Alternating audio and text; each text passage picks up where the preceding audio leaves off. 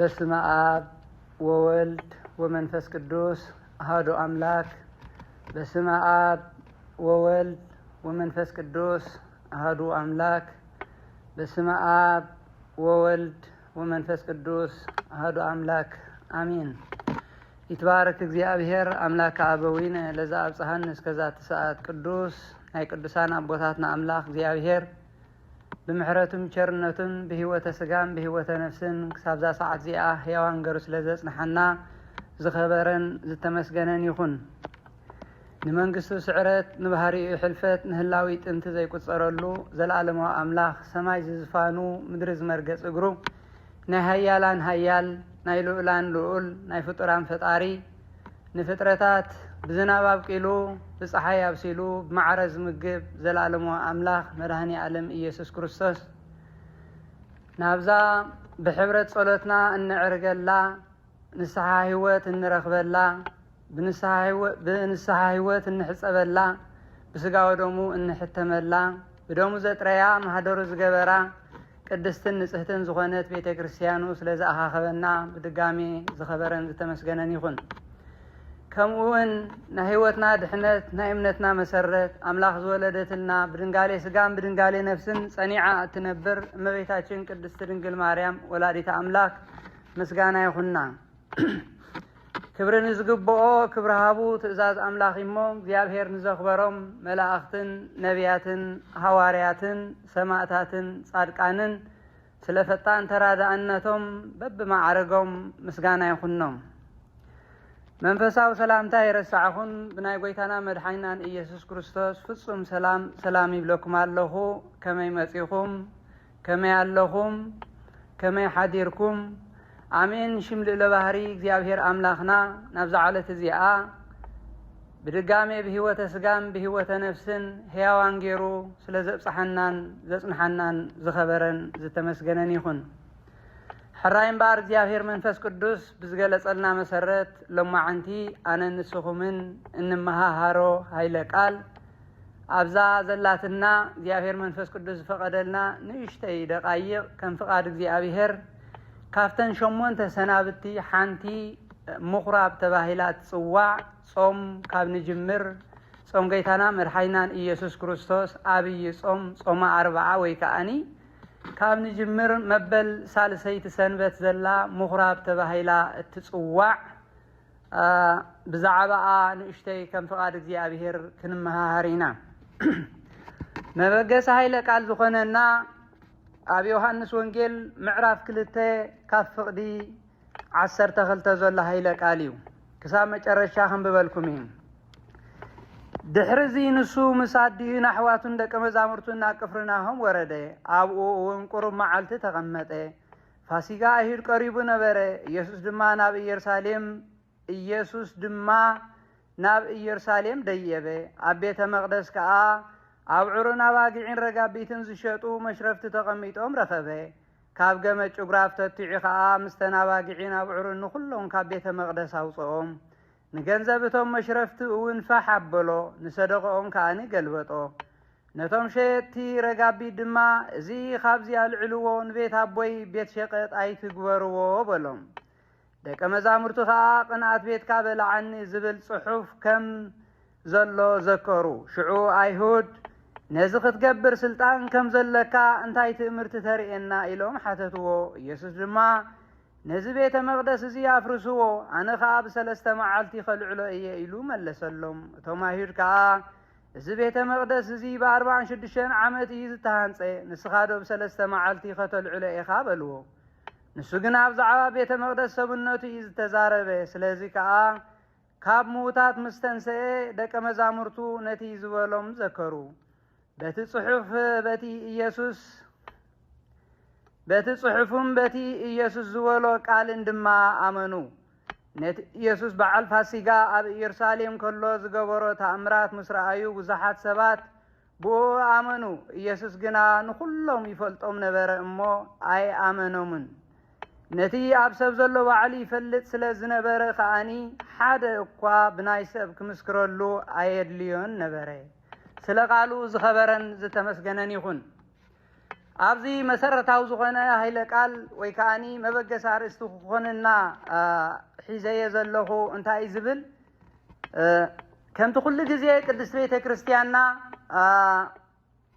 بسرعة مسرت ويكا خمتن كلت زحلفا سنابتي مجمريا زورد إلنا بعلنا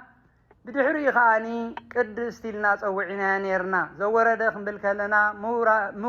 مولادو ممارو زحنا جري استمرنا قدستو نجزي زاكل لكعخمو أبنا شع معالتي ممهران بيت كريستيان بصبو غيرهم بعبيو مهيرهم يوم مالتي سلازي لما عنتي زياوير أملاخ نابيت مقدس أملاخ يخير كم زنبره عبيت مغراب كيدون يصلن يمهارن يمهرن كم زنبره ايو زي زرد عنا زلو مالتي بحاصيرو مغراب مالت انتاي مالتي لنا انت جميرنايو قلص يزخون لنا خويني سمعني مغراب كم بالكلنا قرب خابزبلنا يجز قال زترخبه خوينو هانصه ويكا سرح خمبلن خيلينا بيت صلوت نابتنا عنا بقليلو زردانا قانقان تمصينا يخا بيت صلوت لنا ونكنصوعن خيلينا سلازي اذا مغراب تباهيل زصواع زلو አይሁዳውያን ብልምዲ አፍት ዝነብሩሉ ዝነበሩ አከባቢ ካብ ኢየሩሳሌም ርሕቅ ኢሎም ኣብ ዝነብሩሉ ቤተ ጸሎት ሰሪሖም ኣብኡ እንዳተኣኻኸቡ ይጽልዩ ከም ዝነበሩ ሕገ ሪቱን የንብቡ ከም ዝነበሩ ይገልጸልና ስለዚ ምእመናን መድኃኔ ዓለም ኢየሱስ ክርስቶስ ንሱን አዲን ደቀ መዛሙርቱን ግን ካብ መዓልታት ሓደ መዓልቲ ናብ ኢየሩሳሌም كسوغدو ديبو ويكان بإيرساليم مسوات خعرقو ديبو ويبلنا فاسقا ايهد قريبو نبره إيسوس دمان بإيرساليم ديبه أبيت مقدس كا أبعرنا واقعين رقابيتن زشتو مشرفت تقميت عمر خبه يبلنا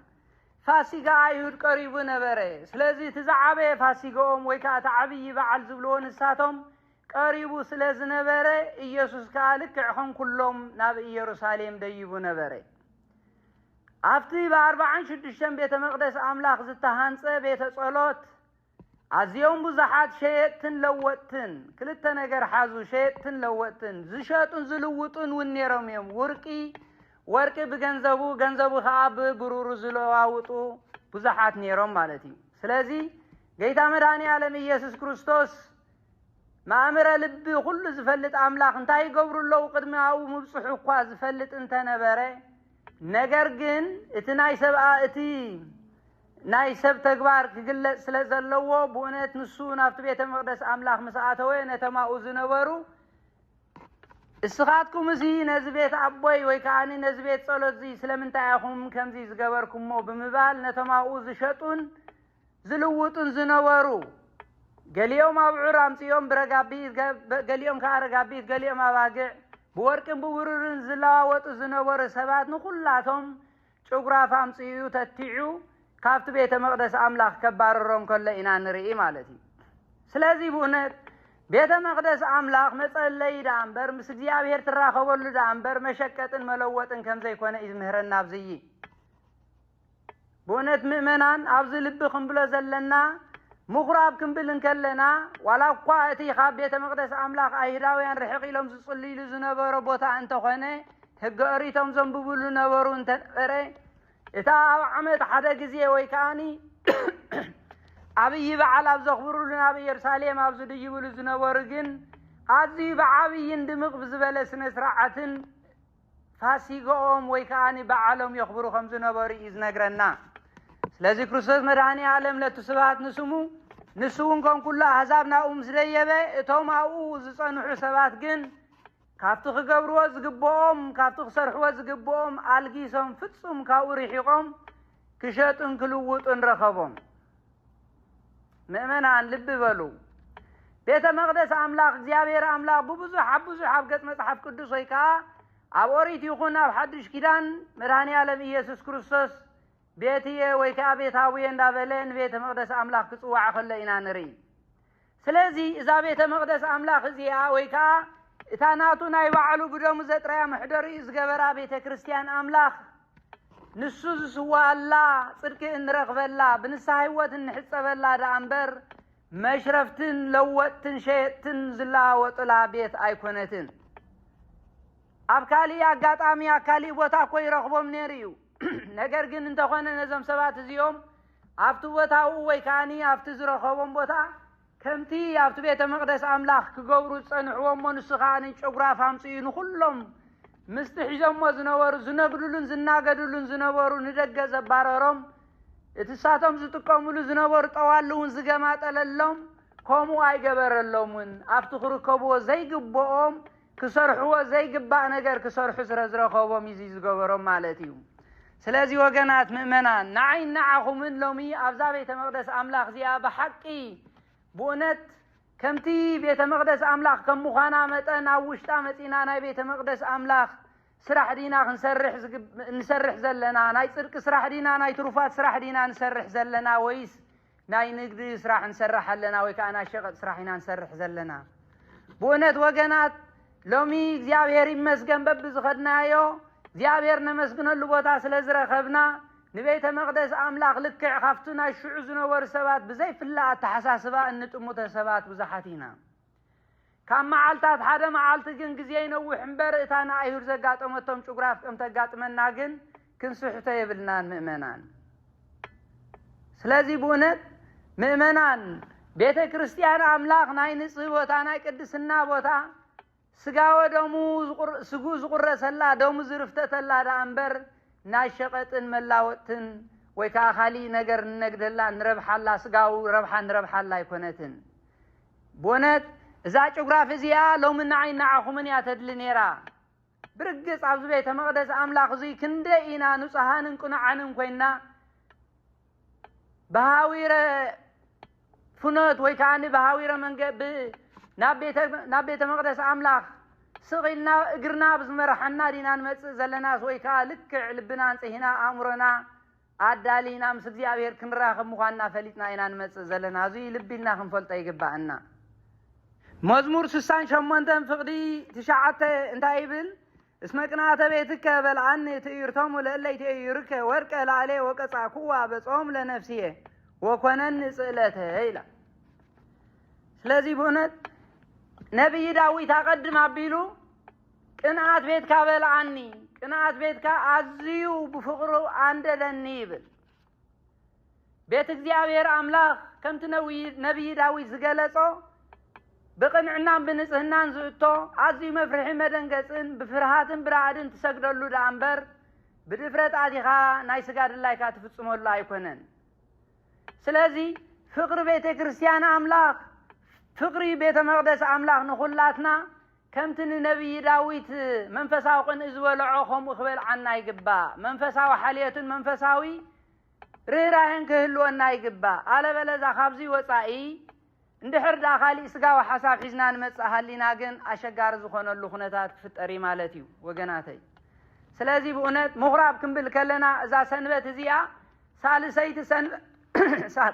سالسيت سنبت كوينا مغراب مالت كاغم تقدم ابيلنا زغلصنايو بيت صلوت مالتيو قال اذا سامنت زي لقاونت بيت كريستيان أن صهت مقدس يلون يسوعوا إما ترجمان أن صهت بيت مقدس ويكان ينسهنا معالتي يلون يسوعوا إما خنياتو نتوما في بيت مقدس أملاك عاديهم زشتون زلاوتون زنورو نسهنا لبنا كن عنا أمورا زي بلهم زيابير أملاك نسهنا سرح نخسرحو زيابير أملاك يقدسنا سرح نخسرحو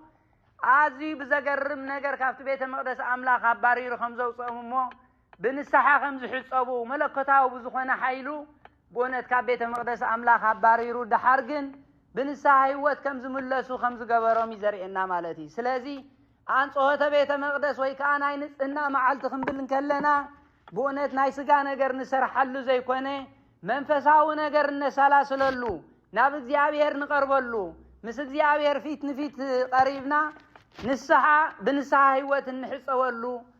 قص እግዚአብሔር እንሪእልይ ማለትዩ ስለዚህ መምህራን ቤተ ክርስቲያን ነዚህ ከብርህዎ ከለው አንጾተ ቤተ መቅደስ ወይ ከአናይ ንጽህና መዓልቲ ሎም ይጽውዕዎ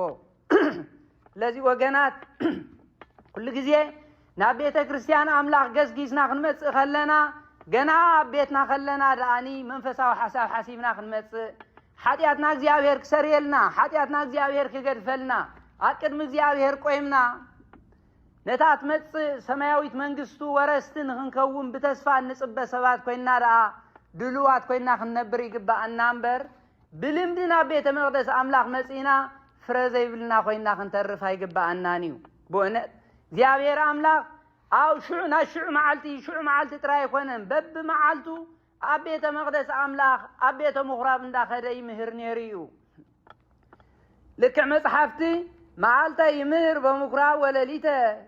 ወለሊተ ይበይት ውስተ ደብረ ዘይት ዘስሙ ኤሌዎን ከምዝበሎ ማለት እዩ እንታይ ዝብል መዓልቲ አቤተ መቅደስ አምላክ እንዳኸደ ይምህር ነበረ ለይቲ ኻኒ ናብ ደብረ ዘይቲ ወይ ከዓ ናፍቲ አጽቕ ናይ ዘይቲ ወይራ ዝበሃል ቦታ ብብዝሕ ዝነበሮ ደብረ ዘይቲ ኸይዱ ይሓድር ነበረ ይብሎ መዓልቲ ግን ናብ ቤተ መቅደስ አምላክ ይቅስቅስ ነበረ መዓልቲ ናብ ቤተ መቅደስ አምላክ ብምኻድ ወንጌል አምላክ ይሰብከሎም ነበረ ነቶም ቦነት ንእግዚአብሔር ዘይፈልጡ በሃዊ ረፍኖት ጥራይ ብልምድ ዝመላለሱ ዝነበሩ አዚ ዘደንቅን ዘገርምን ነገር ይምህሮም ነበረ ካብቲ ቤተ መቅደስ አምላክ ምሰባረሮም ማአዳት የሆሙ ነቲ ዝሸጡልን ዝልውጡልን ዝነበሩ ገላቢጡ ንደገም ሰባራሮም እኮ እዚ ትገብረ ዘለኻስ ብናይ መን ስልጣን እዩ እንታይ ትእምርቲ ከተርእየና እዮም ኢሎሞ ነዚ ቤተ መቅደስ አምላክ ዝያፍርስዎ ብሰለስተ መዓልቲ ከዓ ኣነ ከተንስኦ ኢልዎም ብ36 ዓመት ዝተሃንፀ ቤተ መቅደስ አምላክስ ብሳልሳይ መዓልቲ ከተንስኦ ደ ትብል ኣለኻ ኢሎም መለስሉ ነገር ግን እሳቶም ዝሓስቡ ዝነበሩ ምድራዊ ነገር ንሱ ዝዛረብ ዝነበረ ብዛዕባ ቤተ መቅደስ ሰብነቱ ብዛዕባ መንግስት እግዚአብሔር ብዛዕባ ትንሳኤኡ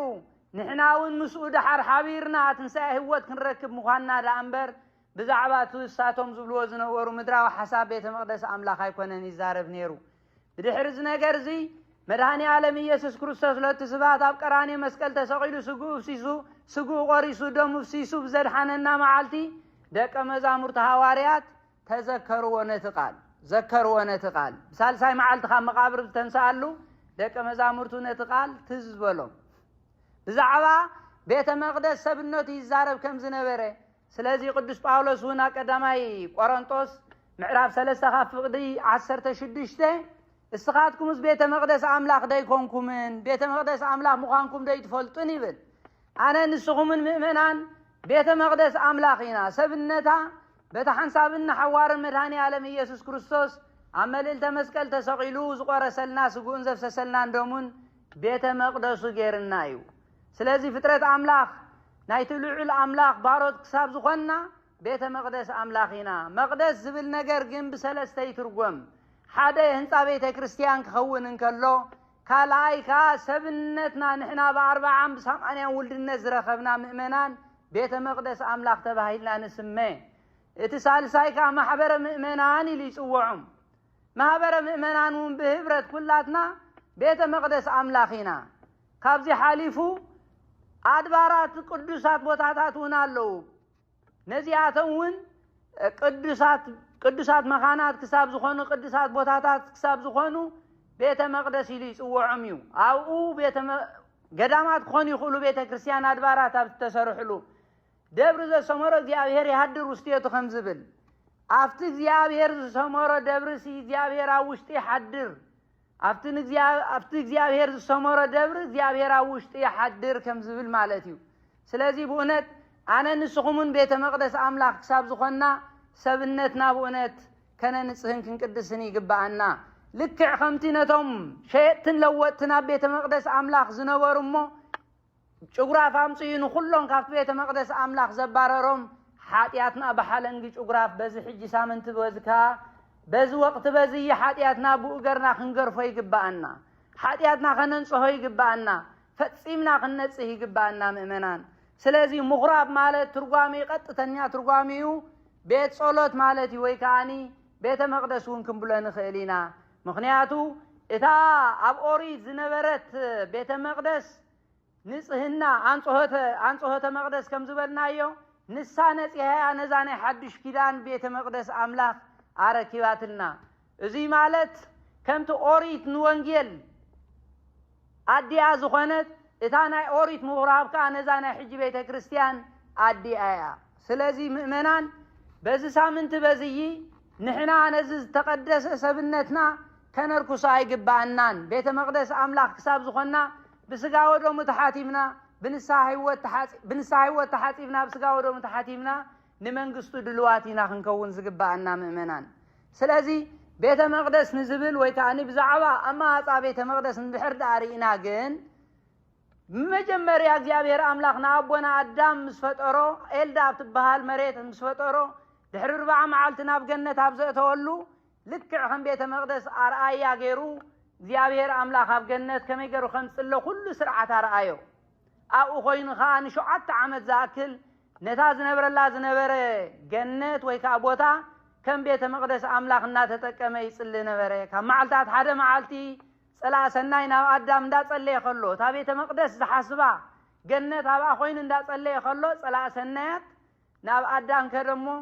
አማሃከ ኦ አዳም ንጉሰ ሰማይ ወምድሪ ይብሎ አዳም ሆይ ናይ ሰማይ ናይ ምድሪ ንጉስ አዳም ሰላም ይብለካ ኣለኹ ኣብዛ ሰዓት ኣብዚ ኣቦና አዳም ኣብ ጸሎት ስለዝነበረ ተጋጊኻ ኣለኻ ኣነስ ንጉስ ምድሪ ዳ እምበር ንጉስ ሰማይ ኣይኮንኩን ስለዚህ ለሊኻ ወይ ካኒ ፈሊኻ ፍለጥ ብምባል መለሶሞ በዚ ጸሎት በዚካ ኣብ ጸሎት ስለዝነበረ ንጸላ ሰናይ ሰዓሮ ብድሕሪኡ ካብኡ ተመሊሱ ሄዋን ግን ካብ ጸሎት ተፈልያ ካብ ቤተ መቅደስ አምላክ ርሒቃ ወፅያ ስለዝነበረት ኣብ ኻሊ ነገር ስለዝነበረት ናብኣይ ኸይድሞ ልክዕ ነቲ ዘቕረበላ ሰላምታ ካኒ ብሙሉእ ልባ ተቀበለት ብድሕሪ እዚ ከዓ ኣብ ሓጢያት ክወድቁ ከኣሉ ታሪክ ኩላትና ከም ንፈልጦ ስለዚህ ብድሕሪ እዚ እግዚአብሔር አምላክ ኣብ ርእሲ አዳምን ሄዋንን ውሳኔ ምስሃቦም ደብረ ቅዱስ ናብ ትበሃል ቦታ ወሪዶም ከዓ እታ ናይ ብሓቂ ምድራዊ ቤተ መቅደስ ከዓ ተመስረተት ኣብዚ ከዓ ንነዊሕ ዓመታት መስዋዕት እንዳቅረቡ ካብ ዕዋፍን ካብ ደሞም ከይተረፈ ካብ ስጎኦም ከይተረፈ ደም እንዳጨንድሑ ንእግዚአብሔር መስዋዕት የቅርቡሉ ነበሩ በዓል አቤል እውን ካብዚ ተማሂሮም እዮም መስዋዕት ንእግዚአብሔር ከቅርቡሉ ዝጀመሩ ማለት እዩ አቤልን ሓው ቃየልን ካብዚ ተበጊሶም እዮም ንእግዚአብሔር መስዋዕት ከቅርቡ ዝጀመሩ ብድሕሪ እንዳተዋራረሰ ልክዕ አብርሃም እውን ከምኡ ንእግዚአብሔር መስዋዕት የቅርብ ከም ዝነበረ ከምኡ እንዳበለ ካብ ህገ ልቦና ክሳብ ናብ ህገ ኦሪት ናብ ሙሴ በፅሑ ማለት እዩ ደሓር ንሙሴ ከዓኒ ብዘገርም ነገር ኣብ ደብረ ሲና ዝብሃል ቦታ ሃመልማልን ነዳድን ብዘይ ቃጸል እቲ ሃመልማልነት ነዳድ ከየጥፎ እቲ ነዳድ ኻነት ሃመልማል ከየጥፎ አምሳል ናይ ቤተ መቅደስ ገራ አርአዮ ስለዚህ ዛ ቤተ መቅደስ አምላክ እስራኤላውያን ና40 ዓመት ዝኣክል ካብቲ ዝነበሩ ናይ መግዛእቲ ቦታ ካብ ግብፅ ክወፁ ከለዉ ድኳን እንዳሰርሑ መፅሞ ኣብ መጨረሻ ከዓኒ እታ ብ46 ዓመት ዝተሰርሐት ቤተ መቅደስ ክትቀውም ከኣለት ስለዚህ ዛ ቤተ መቅደስ አምላክ አማፃ እንድሕር ዳሪና ብዘገርም ነገር ብፍቃድ እግዚአብሔር ዳ እምበር ስቂላ በሃሳሰ ለባም ዝተረኸበት ወይ ከዓ ሰባት ተማራሚሮም ዝረኸቡ ኣይኮነትን ኣቀድም ኣቢሉውን ብላዓሊ ብሰማያዊ ሃገረ መላእክቲ እውን ቤተ መቅደስ አምላክ ከም ዘላ ይነግረና እግዚአብሔር ማለት እዩ ስለዚህ ምኹራብ ክበሃል እንከሎ ሳልሰይቲ ሰንበት ካብተን 8 ሰናብቲ ሓንቲ መበል ሳልሰይቲ ኮይና ናይ ስሙ ትርጓሜ ከዓኒ መቅደስ አይምን ቤተ ጸሎት ዝብል ትርጓሜ ይህልዎ ማለት እዩ ስለዚህ ምእመናን በዚ ሳምንት በዚ ናብ ቤተ መቅደስ አምላክ ብምግስጋስ ልክዕ ከምቲ መድኃኒ ዓለም ኢየሱስ ክርስቶስ ወትሩ ናብ ቤተ መቅደስ እንዳኸደ ዝምህሮም ዝነበረ ቃሉ ንብዙሓት ዘስምዕ ዝነበረ እሞ በቲ ቃሉ ከዓ እዚኦም ዝድነቁን ዝግረሙን ዝነበሩ ንሕና ከዓኒ በዚ ዝንበብ ንባብን በዚ ዝቅወም ሰዓታትን በዚ ንእግዚአብሔር ዝቀርብ ስብሃታትን መስዋዕት ኩሉን ኣብዚ ቤተ መቅደስ አምላክ ተረኺብና ጸሎትና ከነዕርግ ይግባአና ምእመናን ለዚህ ብእውነት እግዚአብሔር ይመስገን ሎማ ኣነ ንስኹምን ኣብ ዝደለናዮ ሰዓት መፂና ንእግዚአብሔር አምላክ እንረኽበሉ ምስ እግዚአብሔር አምላክ ፊት ንፊት ቀሪብና ጸሎትና እንዕርገሉ ቦታ ረኺብና ብእውነት እዚ ዘይረኸብና እንተኾና እውን ኣብ ገዛና ኮይና በዚ ሳምንት በዚ በተለይ ንእግዚአብሔር አምላክ ክንልምኖን ከነመስግኖን ይግባአና እግዚአብሔር አምላክ ንቤተ መቅደስ አምላክ ከመይ ገይሩ ከም ዝሕልዋ ወይ ከዓ ነታ ኣብ ቤተ መቅደስ አምላክ እትጽለ ጸሎት ብኸመይ ኣገባ ከም ዝጥምቶ ኣብ ካልኣይ ዜና መዋዕል ምዕራፍ 7 ፍቅዲ 15 ዘይለ ሃይለ ቃል ከምዚ ይብለና حجخا أبزا بوتا زيان زلة صلوة عينتي كخفتا آزاني ونصن كبلائيين حجي دما نزابيت مقدس زيا هزبي نزل عالم أبعا خملوخني حريان كديسيان اللخو أنا خا كل جزيه خلوان كحليلان إيه سلازي مؤمنان أبزا بيت مقدس أملاك أبزيا مسئنا نسأليا صلوة عينت زيا بير كخفتا آزان زيا بير ونصني لن ينزل سمعا أجزانا خوينا نسأليا صلوة هاي سمعا مالتا يكونن زيادة جن أبت سجوز قرصلو دمو زرفت تلو بتعمت إنا نزيابير أملاك سرعة أملو خنا خنفسم كلنا زيابير نزابيت مقدس أملاك زيا قال كيدان آتي الله أنا خان نزابيت مقدس زيا كساب زل العالم كحلو وعيب لنالو أزيان تصلي صلوت كاني أزان زيابير كسمعين أعين تزيابيرون كخفتين سلازي بونت صلوت ستنا قروت لسم زيابير كم زبل بونت صلوت ود سم زيابير زرادا اللقان قايو مس እግዚአብሔር ዝራኸበሉ መንፈሳዊ መሳሪሒ መሳልል ከም ዝኾነ መጠን ኣብዚ ቤተ መቅደስ ኣምላኽ ኣብዚ ብዕለተ ምኹራብ ወይ ከዓ ብዕለተ ቤተ መቅደስ በሳልሰይቲ ሰንበት ኣብዚ መፂና ንጽልየሉ ጸሎት እግዚአብሔር ኣምላኽ ንጸሎትና ብእውነት ናብ ላዕሊ ናብ ሰማያት ከም ዝቕበለልና ይዘራግጸልና ዝይ ማለት ብዕለተ ምኹራብ ጥራይ ማለት ከይመስለኩም ኣብ ቤተ መቅደስ ኣምላኽ ኩሉ ግዜ ብዝጽለ ጸሎት ሎማዓንቲ ብዛዕባ ምኹራብ ንምሃር ጥራይ ስለ ዘለና እዚ ዝብል ዘለኹ ስለዚህ ምእመናን በዚህ ሳምንት በዚህ ህማማቱን ስደቱን ጥሜቱን ሁሉ ነገሩን እንዳዘከርና ስቅለቱ ግርፋቱን ሞቱን ትንሳኤውን እንዳዘከርና ንነፍስና ንስጋና ዝቅድስ ንነፍስና ኻኒ ኣብ መንግስት እግዚአብሔር ዘንብር ናይ ሰናይ ዝኾነ ተግባር ክንገብር ይግባአና አለበለዛ ካብዚ ወጻኢ እንድሕር ዳኒ ከምቲ ናይቶም ኣብቲ ቤተ መቅደስ ኣምላኽ ተሓሳስባ ዝነበሮም ሰባት ኮይና ክሳራን በረብሓ ከም ዘይብልና ክንፈልጥ ይግባአና ስለዚህ ብእውነት ምእመናን ልክዕ ከምቲ ሐዋርያ ቅዱስ ጳውሎስ ዝበሎ ማለት እዩ ሰብነትና ቤተ መቅደስ ኣምላኽ ኢሉ ወሎ በዓብዩ ቤተ መቅደስ ኣምላኽ ክሳብ ዝኾነ ሰብነትና ቤተ መቅደስ አይደለናን ማለት አይኮነን ግን ምናልባት ነዚ ቃል እዚ ሰብነትና ቤተ መቅደስ አምላኽ ክሳብ ዝኾነ ቤተ መቅደስ አምላኽ ምስራሕ ንምንታይ አድለየ ዝብሉ ብዙሓት ወገናት እዮም እሱ ማለት ግን አይኮነን ምናልባት ናይዚ አብነት ከሆነና ዝኽእል ማቴዎስ ወንጌል 28 ከም ዝተጻሓፈ አንቱም ውእቱ ብርሃኑ ለዓለም እስኻትኩም ናይ ዓለም ብርሃን ኢኹም ኢልዎም ሐዋርያት አንቱም ውእቱ ብርሃኑ ለዓለም ግን ብርሃን አይደለኩምኒ ማለት ይዘስምዕ እዚ እስኻትኩም ናይ ዓለም ብርሃን ኢኹም ስለተባሃሉ ንዓኣቶም ብርሃን አይደለምን ማለት ይዘስምዕ እዚ ከምኡ ክንብል ኣይንኽእልን ኢና ሐዋርያት ከም ኩሉ ሰብ እዮም በቲ እግዚአብሔር ዝሃቦም ጸጋ ኻኒ ዓለም ሙሉእ ወንጌር ምሂሮም ንዘይ አማኒ የእሚኖም ንዘይ ተጠመቀ አጥሚቆም አመንቲ ክርስትና ገይሮሞም ሓሊፎም እዮም ብርሃን ግን አይደለኩምኒ ማለት አይኮነን ጨዋ አኹም ንምድሩን ተባሂሎም እዞም ሰባት ጨዋ አይደለምን ማለት አይኮነን ስለዚህ ብእውነት ብዙሓት ብጌጋር ዲት ወይ ካኒ መጽሐፍ ቅዱስ ልብ ኢሎም ብዘይ ምስተውዓሎም ቤተ መቅደስ አምላኽ አይደልኒ ማለት እባ ሰብነትኩም ቤተ መቅደስ አምላኽ እዩ ስለዚህ ተባሃለ ቤተ መቅደስ አይደልናኒ በጭራሽ አይስምዕኒ በጭራሽ እሱ ያስምዕኒ ግን እዚ ልብ ኢሎም ብዘይ ምቅላቦም ወይ ካ መጽሐፍ ቅዱስ ብዝግባ ብዘይ ምርድኦም ነዚ ቃል እዚ እንዳጠዋወይ ወይ ነብርለው ንሕና ብእውነት ካብቲ ሓደ ደስ ዘብለካ ኦርቶዶክስ ተዋህዶ ቤተ ክርስቲያንና ብእውነት የዝብለኩም መሰረቷ ግልላቷ ክርስቶስ ኢየሱስ እዩ ክንዲዚያ ትኸውንውን ምንም ሰባት ብናይ ባዕሎም ምርምር ወይ ካኒ ይመስለና ብዝብላ ተሓሳስባ ኣምጽኦም ንቤተ መቅደስ አምላኽ ዘቆሙሉ ምኽንያት ዋላ ሓደ ነገር የለን ስለዚህ ብዛ እምነት ኣብዚያ ምህላውና ባኽብለና ዝግበኦ ብእውነት ሰማያዊ እምነት ምዃና ነቲ ሓቀኛ መድኃኒ ዓለም ኢየሱስ ክርስቶስ ተምልኽ እምነት ተምልኽ ቤተ ክርስቲያን ምዃና ክንርዳእ ይግባአና ስለዚህ ብእውነት እዚ ሳምንት እዚ ልክዕ ከምቲ ኣቀድም ኣቢልና ዝተዛረብናዮ ወይ ከዓ ንኽንብሎ ዝጸናሕና ናይ በረከት ሳምንት እዩ ብንስሐ ህይወት ተሓጺብና ብስጋ ወደሙ ተሓቲምና ንመንግስቱ ድልዋት እንኾነሉ እዩ እዚ ዓብይ ጾም መፀ ምኽንያት ብምግባር ከምዚ ኮይነ ብምግባር ካብ ጾምን ጸሎትን ርሒቕና ካብ ቤተ መቅደስ አምላኽ ወፂና ብነብረሉ ግን ልክዕ ኖህ ብዘመነ ኖህ أزيو زفرح ما أي هندا ورنا كله كسافرك مع عنتهم وحيت هو ما بزنا ورا الجزيء يبلعني شاتين يوصبني واسوين نوريلهم ما ترشون كنزم سبات يوم تفعت كينو اتوم نزيابير زفرحون بحقو زمالالسون زنور سبات جن أفتانو آتيوم نفسهم كم زدحانو نزع علم زي خازر خمس خوني إذ نقرنا مصحف قدس سلازي خبيت كريستيان وطينا زلنا كبيت كريستيان رحيقنا زلنا كبيت مقدس أملاخ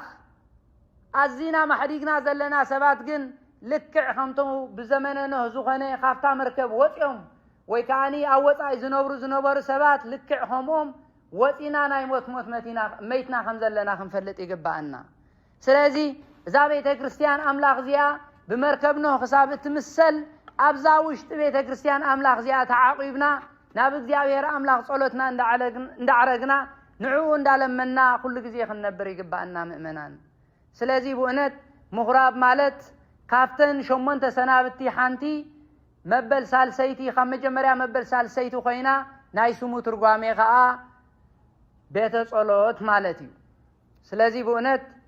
كلاتنا بزي سامنت بزيي ناب بيت مقدس أملاخ مسئينا زيابير أملاخ زمهرو زنبر بيت مقدس مخانو تردئنا زيابير أملاخ ناب بيت مقدس أملاخ يقسقس كم زنبر فليتنا عنقهنا ناب بيت مقدس أملاخ بممسا صولتنا خنعرق يقبعنا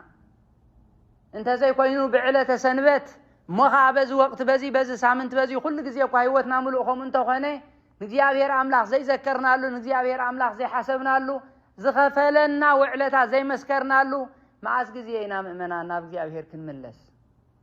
بينا ساعاتنا خنحنا ناب زيابير كنملس نهوتنا خمعرخ نديت أمامنا إنا خاب زيابير رحيقنا ننبر زلنا بونا زتعسنا نقراي نقبر ننفسنا نسقانا نزقور أننا نقراي نقبر نحنا هيوت كنركب نخلك بيت كريستيان أملاخ تو ما عقبنا قال زيابير بمسمعنا تراينا نسخ نوت نخل مغنياتو كافت نقص السماء ومدر زخانة زيابير أملاخ ما نم أكل كمل تزخيل يلا نحنا خاونا ملتقل مخنياتهم كهلونا يقبانيو السي هوتنا نسي كلنا قرنا نسي ناي من بارنا ترقم سلازي أفتي چنكتن مكران عزين هوت كابوزح نقر عشق قارب زخانة اللوتا نركب سلمنتاي كاو